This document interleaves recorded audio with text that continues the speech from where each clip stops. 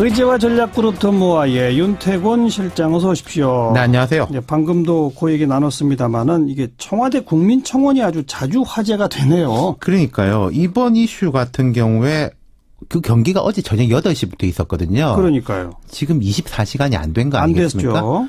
32만 명 돌파를 했죠. 그리고 이게 청와대가 스스로 정한 규칙이죠. 20만 명이 넘으면. 한 달 내 20만이 넘으면 청와대 수석 비서관이나 관련 부처 장관이 공식 답변을 하게 돼 있습니다. 한 달 내에 20만 명. 그러니까 이건 청와대가 자체적으로 그냥 정한 규칙인 거죠. 예. 근데 지금 이 청원의 구체적 내용을 보면요. 김보름, 박지우 선수의 국가대표 자격 박탈, 빙상연맹 적폐 청산, 청와대가 해달라 이거거든요. 청와대가 그거 할 수 있나요? 없죠. 국가대표 자격 박탈을 청와대가 할 수 있는 것도 아니고, 그리고 뭐 이 선수들이 잘못을 했다면 이게 또 절차가 있는 거 아니겠습니까? 네. 뭐 인터뷰도 해야 할 거고, 징계위원회도 거쳐야 될 것이고, 그런 걸 자체적으로 해야 되는 것이고, 빙상연맹 적폐는 뭐 조금 다른 이야기이기도 한데, 우리 생각해 보면은 박근혜 정부 때 최순실 씨의 승마협회 개입, 그때도 명분이 적폐청산이었어요. 이렇게 할 수가 없는 거죠. 청와대가 할 일은 아닌데 네티즌들은 그냥 무조건 청와대로 달려가는군요. 그러니까요. 얼마나 답답할까 싶으면 그렇기도 한데 지금 이게 또 청와대 얼마를 넘은 게 화제가 되고 우리도 지금 이렇게 이야기를 하고 있지 않습니까? 그러니까 여기 가서 이야기를 해야지 일단 되건 안 되건 간에 화제가 된다. 이런 식으로 지금 시스템이 돼 있는 거죠. 일단 거기로 가고 보자. 이제 이런 분위기죠. 지금까지 그 한 달 내 20만 명을 넘긴 청원이 어떤 것들이 한 있어요? 15번째예요. 이번 게. 벌써? 보면은 청소년 보호법 폐지, 낙태죄 폐지, 주치 감경 폐지, 조두순 출소 반대, 뭐 권역 외상센터 지원 강화, 뭐 가상화폐 규제 반대, 정형식 판사 파면 및 특별 감사. 정형식 판사면 요건 답이 된 것만 제가 말씀드린 겁니다. 그 이재용 삼성전자 부회장 1심에서는 징역 5년이 나왔는데 그 집행유예를 선고한 2심 판사죠.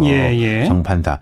마침 공교롭게 여기 대한 답이 오늘 나왔어요. 오늘 나왔죠. 조금 아까.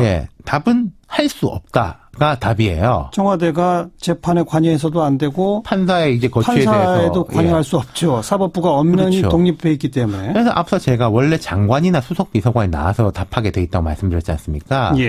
이게 할 수 없다라는 답 때문인지 정혜승 뉴미디어 비서관이 대답을 했어요. 청와대는 재판에 관여하거나 판사를 징계할 권한이 없다.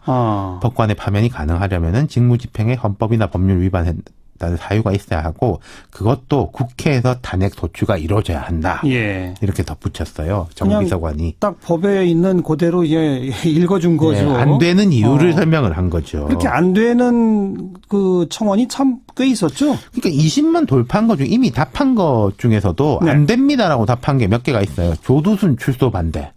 이건 뭐 이 사람에 대해 가지고 아무리 흉악범이라고 해도 청와대가 뭐 임의로 어떻게 할 수 있는 게 아니지 않습니까? 재판 결과 나온 형량 그대로 하는 거죠. 대신에 이제 이런 부분에 대해 가지고는 이런저런 보완 장치를 만들겠다. 예를 들면 이런 식의 법 개정에 관해서 앞으로 노력하겠다. 이런 정도는 할 수 있겠죠. 그런 이제 답변이 있었던 것이고 그리고 이게 시간 문제 때문인지 아니면 청와대가 참 답하기가 어려운 것들이 지금 기다리고 있는 게 있습니다.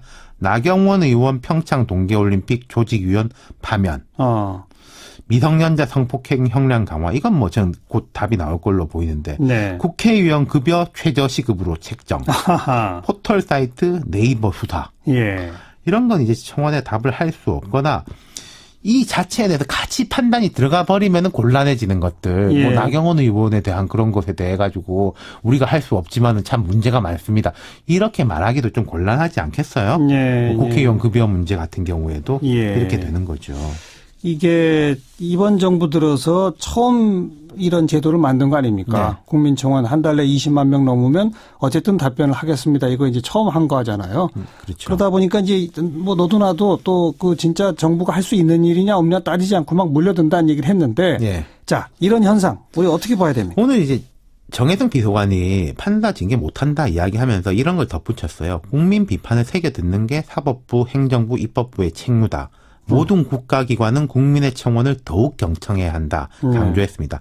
100% 맞는 말입니다. 근데 이게 청와대로 청원이 집중되는 현상, 그리고 좀 청원이라고 말하기 어려운 사안들도 제가 말씀 안 드린 것들도 꽤 있거든요. 뭐 모든 고3 수험생에게 치킨을 한 마리씩 쏩시다. 뭐 롱패딩을 못 입게 합시다. 이런 것들도 있는데 이건 이제 다른 기관의 문제가 커요. 다른 기관들이 제대로 된 청원이라든지 이게 소통을 제대로 못 하고 있으니까 청와대로 집중되는 게 첫 번째가 있는데 근데 그렇다고 해서 요게 이제 계속 이렇게 된다면은 본질적 의미의 청원이 유명무실해지고 일단 띄우고 보자라는 식의 될 수가 있고 청원과 민원의 경계가 모호해지는 면이 있는 거거든요. 그리고 또 정말 꼭 필요한 청원 같은 게 있을 수 있는데 약간 휘발성이 높은 사안들에 비해 가지고 밀릴 수도 있는 거 아니겠습니까? 묻혀버리죠. 그렇죠. 그런 부분에 대해 가지고 좀 청와대도 고민을 하고 있는 것 같고 그다음에는 저 이런 제안 꼭 드리고 싶어요. 지금 국민권익위의 신문고 제도라든지 국회 청원 제도라는 원래 이제 제도화된 것들은 유명무실하거든요.